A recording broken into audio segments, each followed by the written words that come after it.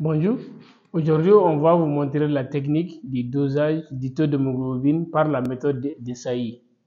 C'est la méthode un peu ancienne, vous comprenez? La méthode manuelle du dosage par la méthode de Saï. Pour ce faire, vous avez besoin d'abord de l'acide chlorhydrique, de l'eau distillée, de l'appareil de Saï. Vous avez besoin aussi du sang. Le sang peut être du sang capillaire ou bien le sang prélevé sur tube érythréen. Vous voyez? Maintenant, on va préparer d'abord le liquide de dilution. Pour préparer le liquide de dilution, on va prendre d'abord l'eau distillée. On va prendre 100. On va mesurer 100 ml d'eau distillée.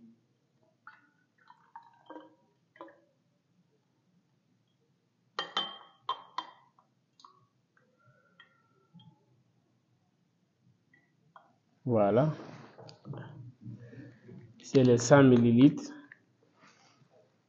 Maintenant, on va pipetter 860 microlitres. Parce qu'on dit de pipetter 0,86 ml. Quand on le convertit en microlitres, ça devient 860.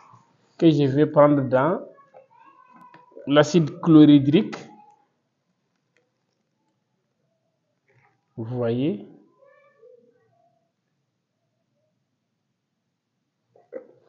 Maintenant, je vais pipetter dans les 800, dans les 100 ml d'eau distillée. Maintenant, je vais attendre la stabilité de la coloration. Vous voyez, voici les diluants, les HCl que j'ai dilués dans l'eau distillée. Maintenant, voici l'appareil de Saï. Vous voyez, voici les deux types comparateurs. Voici le type qui va recevoir la dilution. Et c'est gradé aussi. Vous voyez très bien. Voici les deux types comparateurs. Maintenant, qu'est-ce que je vais faire? On a dit je vais prendre dans le liquide. Regardez. On a dit de mettre jusqu'aux gradations du type de l'acide chlorhydrique. Regardez. Maintenant, je vais mettre doucement jusqu'aux gradations. Et regardez, vous avez vu les gradations 20. Maintenant, je vais déposer.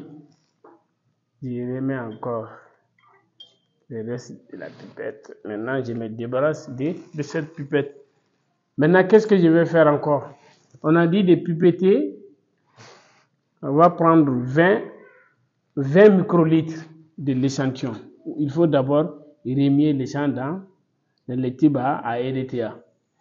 Vous voyez? Je vais prendre seulement 20 microlitres. Regardez, 20 microlitres.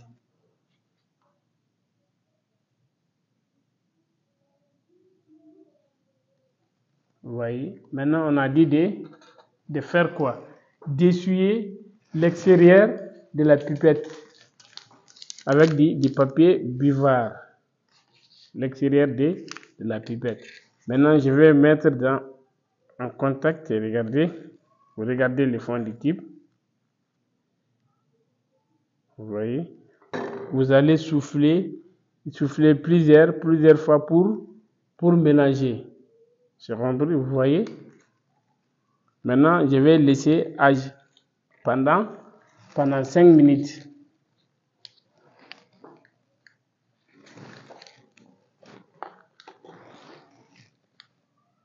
Maintenant, je vais mettre la préparation ici, dans ce type-là, quelques quantités. Avec la pipette de transfert maintenant, je vais prendre quelques quantités. Maintenant, vous remarquez la comparaison avec le type comparateur. C'est encore plus foncé. Maintenant, qu'est-ce que j'ai fait? Je vais ajouter goutte à goutte. Vous voyez, goutte à goutte. Vous voyez, vous remarquez ici, vous remarquez, je vais mettre ça à la lumière pour que vous voyez très bien. Je vais toujours continuer à mettre goutte à goutte. Vous voyez jusqu'à ce que les deux types, vous voyez, goutte à goutte. Encore. Vous voyez, je vais continuer à mettre goutte à goutte. Vous voyez jusqu'à ce que, maintenant vous voyez que le type a la même couleur avec les types comparateurs. Vous voyez. Vous voyez. Maintenant je vais arrêter la dilution.